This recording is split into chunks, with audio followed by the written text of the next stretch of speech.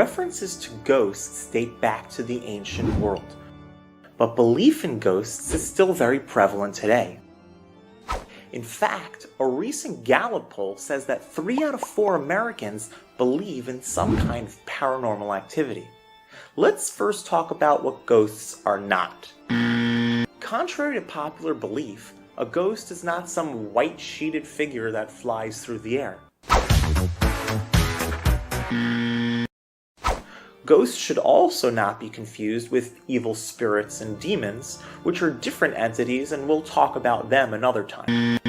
What are ghosts? Ghosts are departed souls who, for various reasons, continue to sojourn in the physical world rather than ascending to higher spiritual realms.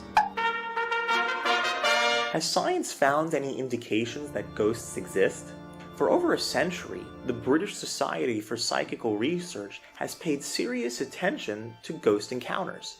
This group was founded in 1882 in London by a group of eminent thinkers and had such names like Sigmund Freud and Carl Jung as past members.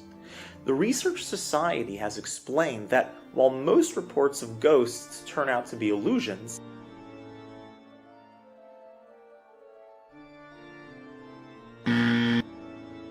many seem to be verified. Their studies show that in cases where ghosts were reported as a result of a sudden or tragic death, people completely unaware of the death corroborated sensing something, some sort of presence in the home. This sensing can be experienced in the same way that, you feel someone's watching you and then you turn around and there's actually somebody watching you.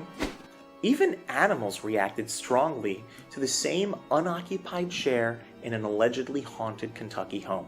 This idea that was gathered by the scientists is actually echoed a bit amongst the Jewish mystics. Sudden or tragic death is described in some texts as hurling the soul into a continued existence in this world. The premature death causes the bodiless soul to continue existing in this world, yearning to complete its originally intended mission. Additionally, in the Kabbalistic text, there are references to a semi-physical or transparent form of the soul called the Tselem, or the Guf Dak. This form appears like the physical body in which it inhabited. Perhaps these are the apparitions or ghost figures that some encounter. Interestingly enough, this resembles how people describe themselves as well after having a near-death experience. What does the Bible say about ghosts? One famous biblical ghost involves King Saul. He's desperate to find out how to deal with the Philistines and consults a witch in order to conjure up the soul, the ghost of Samuel the prophet. Now, this is something that's forbidden by Jewish law. The Bible tells us that we're not allowed to consult the dead or try to conjure spirits, so no attending seances or Ouija boards or psychics.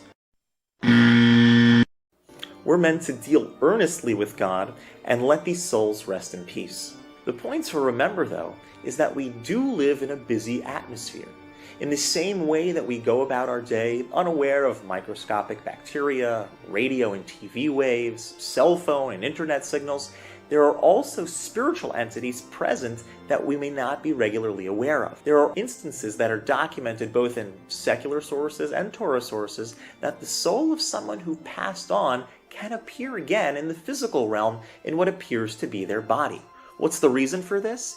Usually it's in order to complete something that was left unfinished. There's one important point to take out of all of this.